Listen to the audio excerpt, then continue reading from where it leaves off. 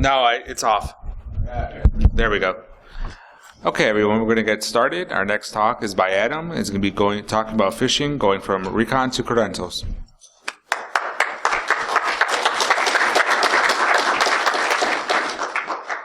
All right, good morning, everyone. As was just announced, my name is Adam Compton. Today's talk is on email phishing, going from Recon to Creds. A little bit extra in there with that, but that's the basic summary. Hopefully this is what you're in here looking for. You're wanting to learn about phishing a little bit, maybe get a little bit entertained. If not, stick around anyway. Make me feel a little bit loved. Thank you. So the obligatory agenda slide. It's going to start out with a little bit of who am I, go into a little bit of background on email phishing, very brief overview of it for those of you, just to get a refresher on it, as well as I'm going to be presenting a new tool I've been working on for a couple months. Everybody likes new tools that want to get released, right? Yeah. Yes. Yeah. Thank you. All right, let's go ahead and move on. There's a few slides to keep going here. All right, here's the slide I put up there to help make you all believe I know what I'm talking about a little bit, regardless if it's true. So as you can see, yes, I have plenty of experience doing information security and penetration testing. Been doing it for a number of years. I am a father, I am a husband, I do have my kids and all that. I love them very much, but when I get a chance to head out to Vegas and spend some time away from them, I tend to take that offer up. So I do consider myself a programmer more than I do a pen tester. Most of my background in computers has been with programming. I love pen testing as well, it's just I have more experience programming. And yes, I am a hillbilly. I was born and raised in the Appalachian Mountains, and I'm proud of it, so thank you. Let's keep going. So why did I decide to do a presentation on phishing? First and foremost, because I find it interesting. I love social engineering. I love email phishing, things like that. It's a fun little exercise. Do it in my day-to-day job, things of that nature. As well as I just felt this would be a good avenue for me to give something back to the community, a community that has helped me out over the years, both by providing tools, mentorship, education, things of that. Just want to give something back to the community. And along with that, giving back to the community, it gives me a venue to present the tool I've been working on. When we get to it afterwards, if you find it useful or not, come tell me. If you think it's a load of crap, come and tell me. Either way, it's beneficial to me. I'll learn from it, so thank you. What is phishing? Hopefully most of you in here have a basic understanding of what email phishing is. I'll let you read it for yourself.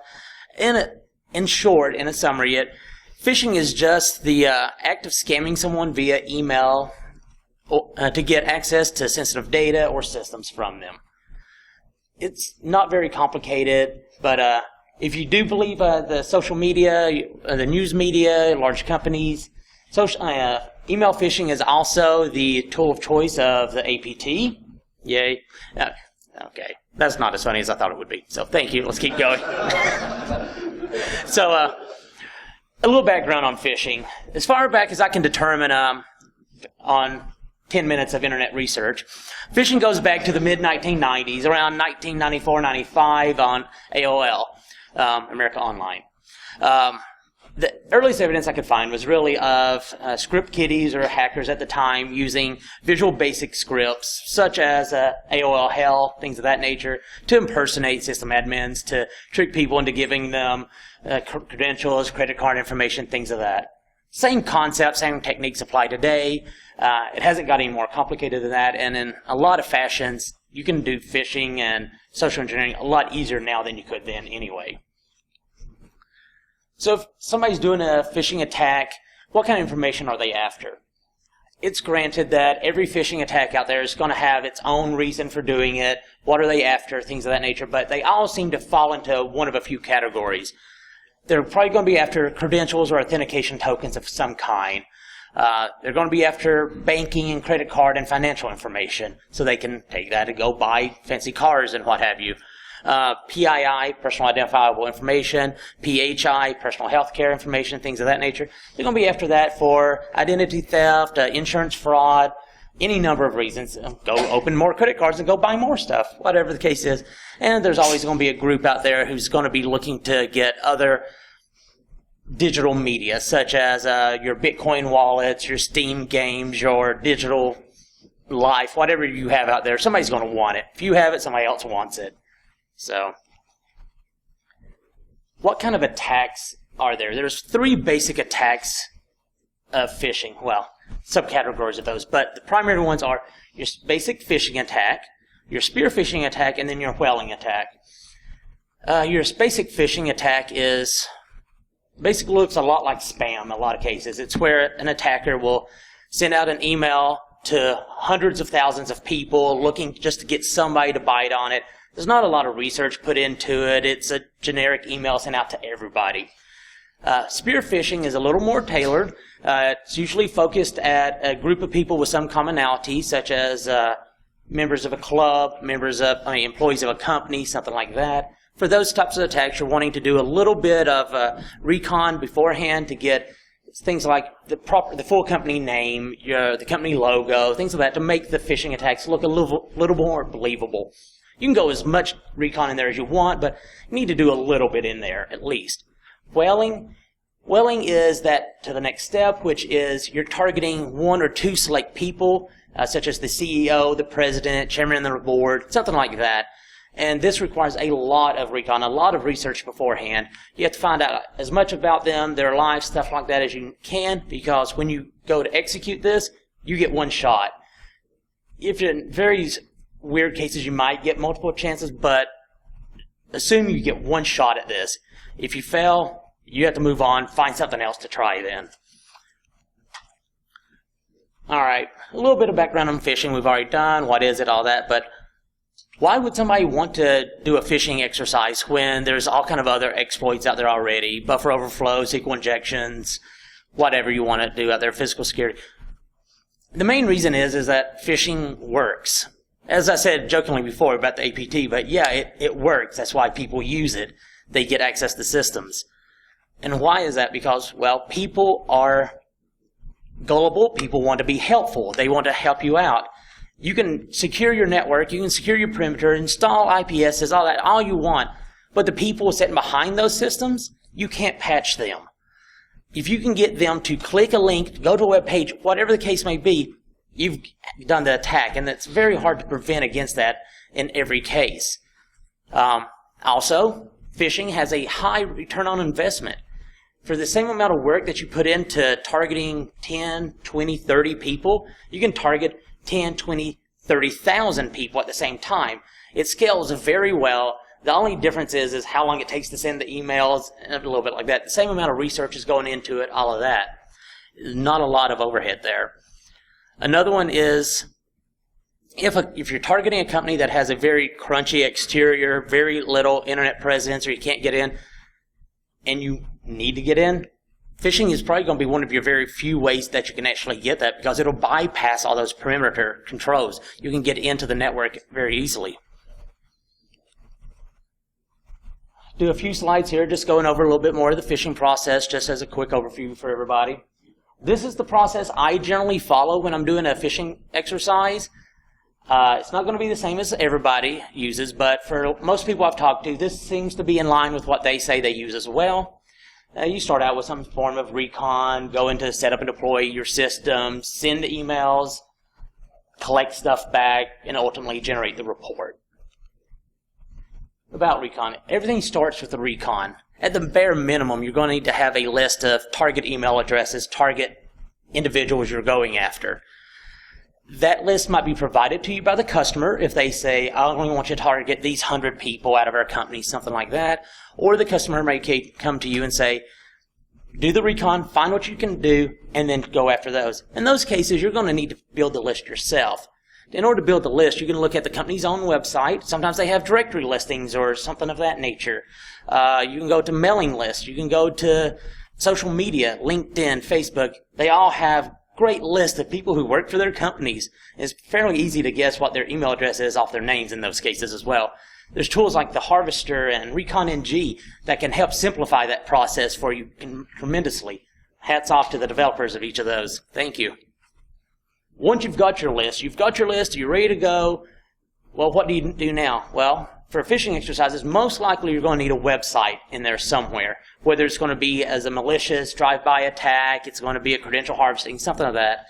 In order to host that, you're going to need a web server, so you need to deploy a web server.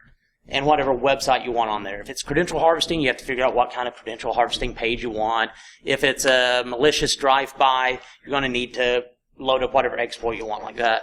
Additionally, you'll probably want to register a custom domain to make your phishing a little more believable, so you'll have to register that. And email, you'll probably want to set up your own mail server or set up access to another third-party email server so that it gets through any sanity checks and things like that, and you can actually send the emails. Once you have that done, though, you have everything set up, you have your phishing template set up, you're ready to go, don't send it yet. Send it to yourself. Look at it. Go to the web page. Go to the email. Make sure everything looks right. Because once you hit that send button, you can't take it back. It's off to the customer. If there's typos in there, if there's whatever the case, it's gone. So better take a few extra moments just to look at it, make sure it's right, and then move on. Personally, I will admit that in at least one case out there, maybe more, I haven't done that proper sanity check and sent the emails off to a customer, sitting there waiting and waiting, getting some hits back. Not as many as I would expect. I'd already sent it off, so I couldn't change it, but I went to look at the emails that were sent just to verify. And I might have copied and pasted the wrong company name into the email when I sent it. Okay, logic dictates then that I got fewer results, but I did get some. Trying to turn lemons into lemonade, I was then at least able to report to the customer that given even horribly incorrect looking emails to them, obviously malformed emails, X percentage of your company, even in that bad scenario, would still click on it and give me credentials. So try to make the best out of a bad situation there, but better to not even be in that situation and just verify everything before you start the exercise. Next, once you've sent your emails and all that, it's a waiting game. You're having to wait for responses at that point. Whether that response is going to be credentials coming in from a credential harvesting, whether it's a remote shells because of a malicious payload or a browser exploit, something like that, you are waiting for that. Once you get those, what do you do with those? What is your post-exploitation process? Do you just sit back and just document, I got X number of shells and just leave it? Or do you take that to the next step and do you try to log into the remote servers? Do you start doing an internal pen test at that point? These are the kind of questions that should have been answered during the scoping call with the customer and made all this decision. If not, this needs to be done quickly so that you know what to do because you probably have a limited window at that point. Finally, you have reporting. Everybody's favorite part. Facetious, I know, but yeah. You are going to have to provide some sort of documentation at the end of your phishing exercise, whether to the customer, your management, what have you, or to yourself, whatever the scenario is. And you'll want to put some items in there. Who did you target? Some statistics, things of that nature. It's really determined by your internal reporting process, your report format, things of that. But there will be some sort of reporting. And at that, we're pretty much done with the whole phishing process. We might mention it later, but now it's moving forward into tools that can do phishing a little bit. There are a few tools out there that can help drastically make your life easier when you're doing phishing. Tools like Social Engineering Toolkit or SET work great. Along with that, you have Phishing Frenzy, which is similar in many ways. Both of them can help you set up phishing engagements, exercises, execute them, collect results, things of that nature. SET being command line based, Phishing Frenzy is web based, but they both are fairly similar. Phishing Frenzy, personally, I've had a few issues with it trying to get the dependencies installed properly, but once it's installed, it does seem to work well. Both of them, I think, have the same limitation in my mind that they don't do the recon for you. They expect you to do the recon yourselves and then provide it to it. Unless that has recently changed, and I'd have to double check that. Then also you have BEEF, or Browser Exploitation Framework. It itself is not a phishing tool, but because it will help exploit browsers and all it takes is a single string then embed into a website, it works very well with phishing exercises. Regardless if your page is a credential harvesting or something else, you just load that in there, and whenever somebody clicks on the link and goes to it, their browser is then hooked, at which point you can go and do other things with it. It falls into that post-exploitation category then. And it works very well with that. That's why I've included it here. Alright, with as awesome as those tools are, I'm still lazy. I don't like redoing any bit of a process if I can help it at all. And is there a way for us to automate this even more? And yes, you can. Because a lot of these tools already, Beef, Recon, Social Engineering Toolkit, they all provide you API access to a lot of their calls, a lot of their automation. Then you have tools like DNS Recon, the Harvester, those that are purely command line, don't have API, but they give you nice textual output, which using your language of choice, Bash or Perl, Python, whatever, you can parse that data and make use of it. Using all that and a little bit of programming and me not wanting to do repetitive processes, I came up with the speed phishing framework. Yes, the acronym came before the name. The acronym is based on Sender Policy Framework, and I just wanted to make fun of it, so I came up with a tool name that matched it, and it is fairly descriptive, really. SPF, or Speed Phishing Framework, is a tool that helps automate a lot of the common steps that you do during a phishing exercise. Currently, it is focused around credential harvesting, not because that is any limitation in the code, it's just I need to get some part of it done for the presentation and all that, so I focused on that. I'm planning on doing other things in the future, like incorporating Beef to do browser exploits or attachments, things like that. I just don't have it in there yet. It is written in Python, not for any particular reason, like I think Python was the best language in the world to write it in. It's just I wanted to write I thought it'd be a fun one to try in Python, and it worked out fairly well. And one of the other main items about it is that it has minimal external dependencies. I did not want to write a tool that you had to run on a particular version of Kali or something like that. If you have Python installed and you can install 2 Python modules, you're good. It will run on any Linux distro at that point. And those would just be Twisted Web, and DNS Python. That's it. Python 2.7 at the moment. I'm going to be releasing another one for 3 later on. I have to make a few changes internally. But yes, it's for Python 2.7 at the moment. If you want to find out more about it, go download it. There's the GitHub link. I'll be presenting that up on the screen later on as well, so don't worry about it right now. Currently, what it does is it will do the recon for you to a certain degree. It will do the DNS recon if it can. It goes out and looks through Google, search engines, things like that, tries to gather it. Similar process to what the Harvester does, if you're familiar with that. It then has a few templated phishing websites built in that it can deploy using Twisted Web. It can deploy its own web server, its own websites, doing virtual hosting, all that if configured. It will then send the emails via a third-party mail server or connecting directly to the target's SMTP server and sending it that way. It will then also log any key logs, credentials that it comes back, and generate a report off of that. There's a few additional advanced features that it can do too, which I'm not presenting here. I'll be at Black Hat Tools Arsenal presenting more on that, as well as at DEF CON's SE Village on Saturday. And if you want to learn more about that then. Let's go ahead and jump over to the demo very quick. I'm going to do a quick little demo here. Mirrored screens. Wait, why didn't you mirror the screen? You find out the format of the company, how they use the emails? Like right. Like first name, last name? Yes. You can always like a dictionary tab, so you can do that in school. Oh, yes. Try to like gather all the emails you can. Oh, yes, yes.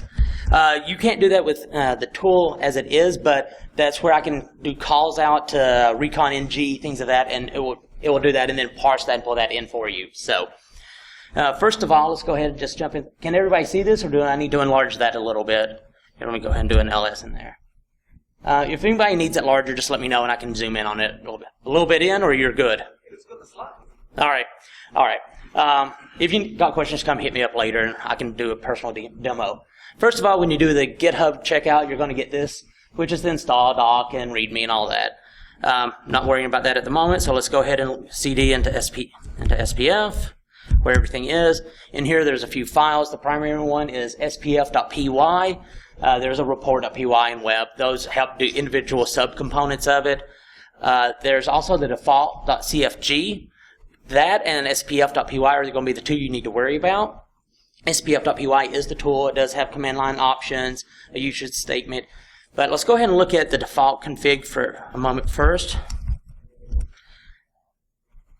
there are certain levels of configuration options that go into the config document that are ones that don't really change much between engagements, such as where your template's stored, is there a mail server that you want to use, the directory for like the harvester and beef and recon, things of that nature. You can configure them in here. Anything that's configured in here that also has a command line option can be overridden by the command line option, so you don't have to worry about changing it in here.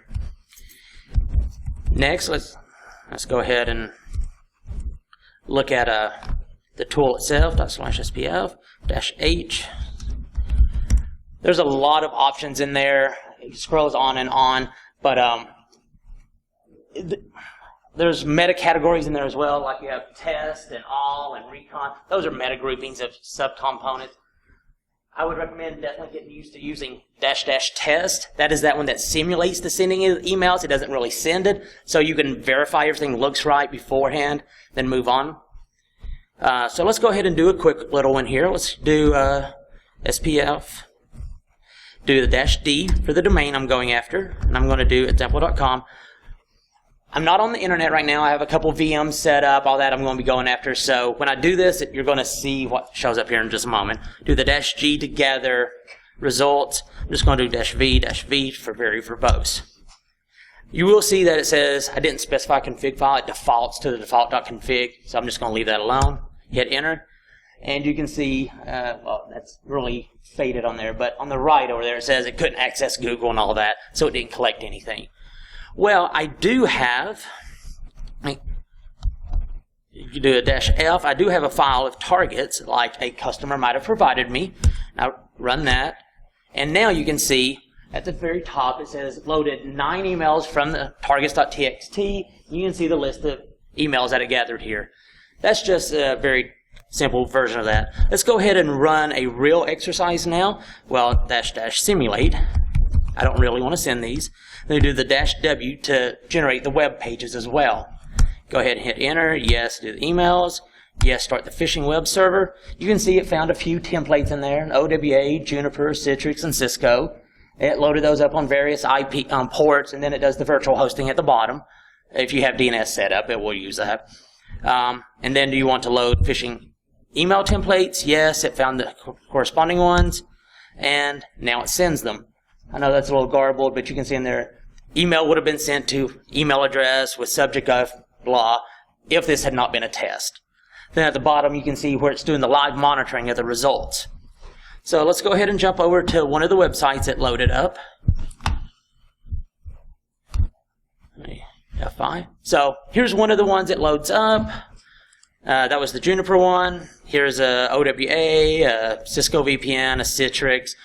They're fairly common for what people are going to use. There is a capability for it to do dynamic ones as well. That's in the advanced stuff, and if you want to talk to me, you can. But let's go ahead and get one of these going. Let's do the Juniper one. Let's log in as Bob, and I don't know, password 123. No one would really use that one, I'm sure. Log in. It just right now gives you a basic error page. That's configurable. You can point it to another website. You can point it to Google if you want. I just have it go into a common error page. Go back over to the logs. You can see about mid-page down, it's a lot of key logging. It logs all the keystrokes, where there's backspaces, tabs, things like that. Then the bottom line is the actual credentials that were collected. Username is Bob, and password is password123. So let's go ahead and stop that. Assuming you ran the full thing and went through the full exercise, it stops everything. At the very bottom, it says the report file was generated and it's located at this directory. So let's go ahead and jump over there to that. There it is. Like I said, it's very simple right now, and because I'm running this internally, the screenshot didn't generate. But you can see at the top, well, let me zoom in on that a little. Yeah, there. A phishing exercise against example.com. When did it start and stop? First phishing campaign was Juniper VPN. It sent email that looked like that to these addresses. Then the website would be in there. And then any collected credentials would be listed, things of that nature. Like I said, very simple, but all the raw data for this is in a directory. If you look at the URL, it's under example.com, example.com. You go in there, all the raw data is in there. So that is the basic run-through of the demo. If you want more information on more advanced things, please see me after or come over to DEF CON Black Hat, and I'll be doing the demos there. Let's go ahead and jump back to the slides now. Just to finish this up. All right. All right. Jump through this real quick. These were in case the demo didn't work at all. Over to the... Oh, sorry. I thought I'd thrown that back over there. Good call. Wait, why isn't that being displayed? Where is it at? View. Stop that. Let's try it again. View. There we go. Okay. Let me just jump all the way through this real quick. Sorry. For some reason, slide failure there. All right. Jump over to right there. Okay. We're done with the demo. Those slides I just jumped through with the ones in case demo didn't work. Future work, future features. Because I had to get this out here, I couldn't get all the features added in there I wanted. There's a few things I still want to add in, such as unique IDs to track specific emails that people click on, more external tools. You can read it there. If you have other suggestions and things that you would like to see added in or comments on it, either make suggestions to me or check it out, make modifications, do a pull request, so forth. 411, I'm down to the last 3 slides, and they're all thank you slides. So where you can find information on me, my Twitter, email, website, GitHub, where the directory is itself, where you can go check out SPF. I want to say a big thank you for the developers out there who've made tools in the past that have helped me out and helped everybody else out. Keep up the good work. We need good tools out there. And thank all of you for coming in here and sitting down and making me feel loved. Thank you very much.